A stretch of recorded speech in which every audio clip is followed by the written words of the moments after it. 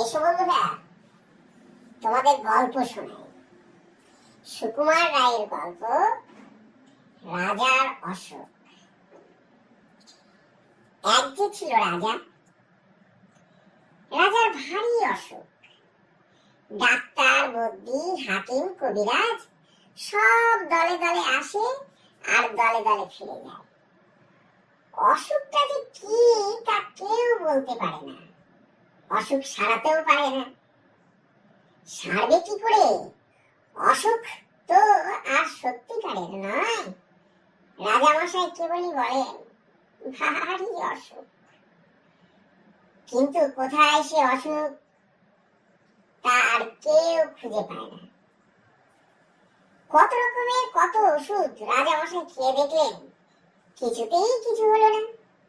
মাথায় বরফ দেওয়া হলো, পেটে সেঁক দেওয়া হলো, কিন্তু অসুখের কোনো কিনারাই হলো না।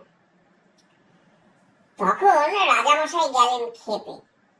তিনি বললেন, দূর করে দাও এই অপদার্থগুলোকে, আর ওদের পুঁথিপত্র যা আছে সব কিছু কেড়ে নিয়ে জ্বালিয়ে দাও।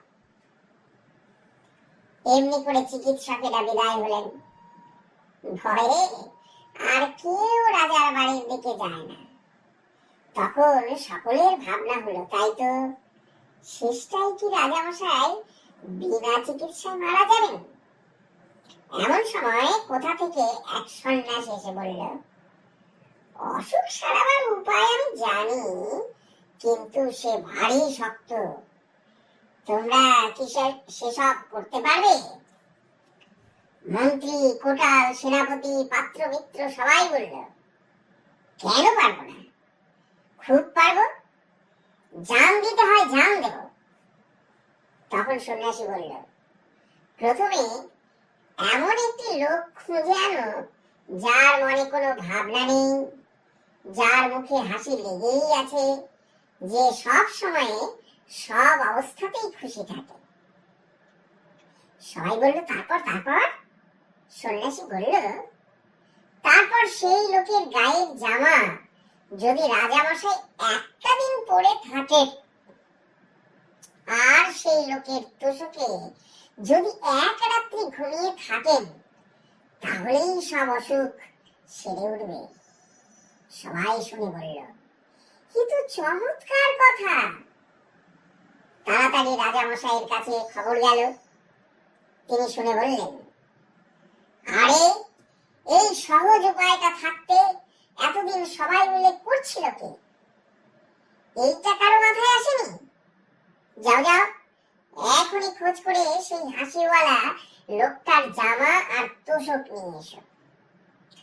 চারদিকে লোক ছুটল, রাজ্যময় খোঁজো খোঁজো রব পড়ে গেল, কিন্তু সে লোকের আর সন্ধান পাওয়া যায় না।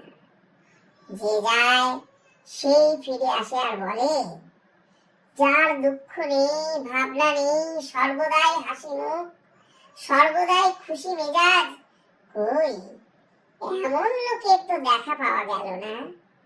সবার মুখে একই কথা। তখন মন্ত্রী মশাই ডেকে বললেন, এদের দিয়ে কোনো কাজ হবে না, এই মূর্খেরা খুঁজতেই জানে না। এই বলে তিনি নিজেই বেরোলেন সেই অজানা লোকের খোঁজ করতে। বাজারের কাছে মস্ত এক দালানের সামনে তিনি দেখলেন মেলা লোক জমে গিয়েছে, আর এক বুড়ো শেঠজি হাসি মুখে তাদের চাল, ডাল, পয়সা আর কাপড় দান করছে। ভাবলে, বাহ বাহ, এই লোকটাকে তো বেশ হাসি খুশি দেখাচ্ছে, ওর তো অনেক টাকা পয়সা আছে দেখছি, তাহলে আর ওর দুঃখই বা কিসের, ভাবনাই বা কিসের? ওরই একটা জামা আর তোষক চেয়ে নেওয়া যাক।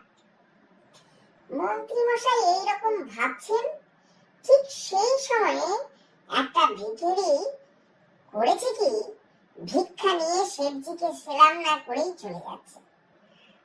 আর শেঠজির রাগ দেখে কি, তিনি ভিখারিকে গাল দিয়ে জুতো মেরে তার ভিক্ষা কেড়ে তাকে তাড়িয়ে দিলেন। ব্যাপার দেখে মন্ত্রী মশাই মাথা নেড়ে সেখান থেকে সরে পড়লেন। তারপর চলতে চলতে নদীর ধারে এক জায়গায় তিনি দেখলেন একটা লোক ভারী মজার ভঙ্গি করে নানা রকম হাসির গান করছে। আর তাই শুনে চারদিকে লোকেরা হো হো করে হাসছে। মানুষ যে এত রকম হাসির ভঙ্গি করতে পারে তা মন্ত্রী মশাইয়ের জানাই ছিল না। তিনি লোকটার গান শুনে আর তামাশা দেখে একেবারে হেসে অস্থির হয়ে উঠলেন আর ভাবলেন, এমন আমোদে লোকটা থাকতে কিনা আমার লোকগুলো সব হতাশ হয়ে ফিরে যায়। তিনি পাশের একটি লোককে জিজ্ঞাসা করলেন, এই লোকটা কে হে? সে বলল, ও হচ্ছে গোবরা মাতাল। এখন দেখছেন কেমন খোশ মেজাজে আছে, কিন্তু সন্ধে হলেই ওর মাতলামি চেঁচামেচি ওর উৎপাত শুরু হয়। ওর ভয়ে পাড়ার লোক তিষ্ঠতে পারে না। শুনে মন্ত্রী মশাই গম্ভীর হয়ে আবার চললেন সেই লোকটির সন্ধানে। সারাদিন খুঁজে খুঁজে মন্ত্রী মশাই সন্ধ্যার সময় বাড়ি ফিরলেন, কিন্তু সে লোকের সন্ধান কোথাও মিলল না। এমনি করে দিনের পর দিন তিনি খোঁজ করেন আর দিনের পর দিন হতাশ হয়ে বাড়ি ফেরেন। তার উৎসাহ প্রায় ফুরিয়ে এসেছে। এমন সময়ে হঠাৎ এক গাছতলায় তিনি একটা পাগলা গোছের বুড়ো লোকের দেখা পেলেন। লোকটার মাথা ভরা চুল, মুখ ভরা দাড়ি, সমস্ত শরীর যেন শুকিয়ে দড়ি হয়ে গিয়েছে। মন্ত্রী বললেন, তুমি এত হাসছো কেন? সে বলল, হাসবো না? পৃথিবী বনবন করে ঘুরছে, গাছের পাতা সরে সরে যাচ্ছে, মাঠে মাঠে ঘাস গজাচ্ছে, রোদ উঠছে, বৃষ্টি পড়ছে, পাখিরা গাছে এসে বসছে, আবার সব উড়ে যাচ্ছে। এইসব চোখের সামনে দেখছি আর হাসি পাচ্ছে। মন্ত্রী বললেন, তা না হয় বুঝলাম, কিন্তু শুধু বসে বসে হাসলে তো আর মানুষের দিন চলে না। তোমার কি আর কোনো কাজকর্ম নেই? ফকির বলল, তা কেন থাকবে না? সকাল বেলায় নদীতে যাই, সেখানে স্নান টান সেরে লোকজনের যাওয়া আসা কথাবার্তা এইসব তামাশা দেখে আবার গাছতলায় এসে বসে। তারপর যেদিন খাওয়া জোটে খাই, যেদিন জোটে না খাই না। যখন বেড়াতে ইচ্ছে হয় বেড়াই, যখন ঘুম পাই তখন ঘুমাই। কোনো ভাবনা চিন্তা হট্টগোল কিছুই নেই, ভারী মজা। মন্ত্রী খানিক মাথা চুলকিয়ে বললেন, যেদিন খাওয়া পাও না সেদিন কি করো? ফকির বলল, সেদিন তো কোনো লেখাই নেই, চুপচাপ পড়ে থাকি আর এই সব তামাশা দেখি। বরং যেদিন খাওয়া হয় সেই দিনই হাঙ্গামা বেশি।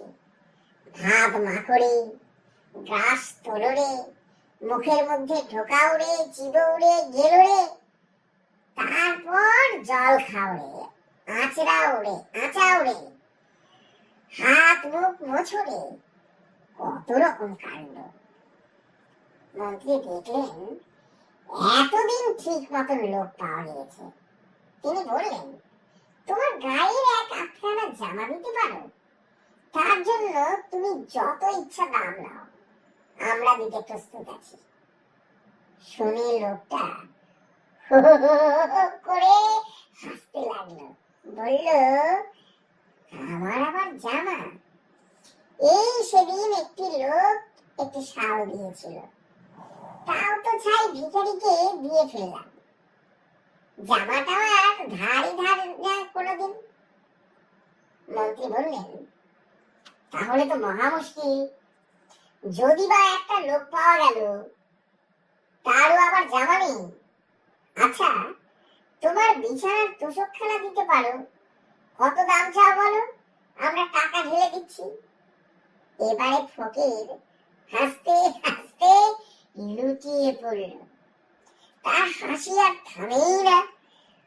অনেকক্ষণ হেসে তারপর সে বললে, 40 বছর বিছানায় চোখে দেখলাম না, তা আবার তোষক আর গদি। মন্ত্রী মশাই বড় বড় চোখ করে বললেন, জামাও গায়ে দাও না, লেপ কম্বল বিছানাও সঙ্গে রাখো না, তোমার কি অসুখও করে না ছাই? ফকির বলল, অসুখ আবার কি? অসুখ টসুখ ওসব আমি বিশ্বাস করি না। যারা কেবল অসুখ অসুখ ভাবে তাদেরই খালি অসুখ করে। এই বলে ফকির আবার গাছে হেলান দিয়ে ঠ্যাং মেলে খুব হাসতে লাগলো। মন্ত্রী মশাই হতাশ হয়ে বাড়ি ফিরলেন। রাজার কাছে খবর গেল।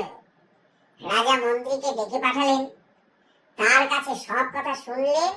শুনে মন্ত্রী মশাইকে বিদায় দিলেন। আবার সবাই ভাবতে বসল, এখন উপায় কি হবে?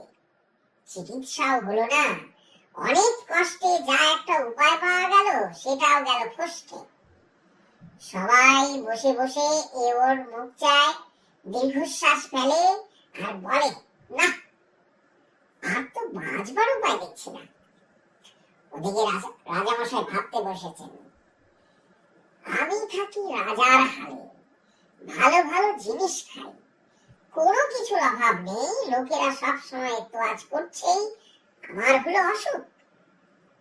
আর ওই হতভাগা ফকির, যার চাল চুল কিচ্ছু নেই, জামা নেই, কম্বল নেই, গাছ তলায় পড়ে থাকে, যা পায় তাই খায়, সে কিনা বলে অসুখ টসুখ বলে কিছুই মানে না। সে ফকির হয়ে অসুখ উড়িয়ে দিতে পারল, আর আমি রাজা হয়ে পারবো না। তারপর দিনে রাজা ঘুম থেকে উঠে পাত্র মিত্র সবাইকে ডেকে বললেন, যা হতভাগা মুখ্যগুলো সব সময় বসকে যা, তোরা কেউ কিছু করতে পারলি না। এখন এই দেখ, আমার অসুখ আমি নিজেই সরিয়ে দিয়েছি। আজ থেকে আবার সবাই গিয়ে বসবো, আর যে একটু শব্দটি করবে তার মাথা উড়িয়ে দেব। কি বন্ধুরা, বুঝতে পারলে? মনের অসুখই বড় অসুখ। যখন মন থেকে অসুখ সারাতে পারবে, তখন শরীরের মধ্যে আর কোনো অসুখ বাসা বাঁধতে পারবে না। বুঝলে?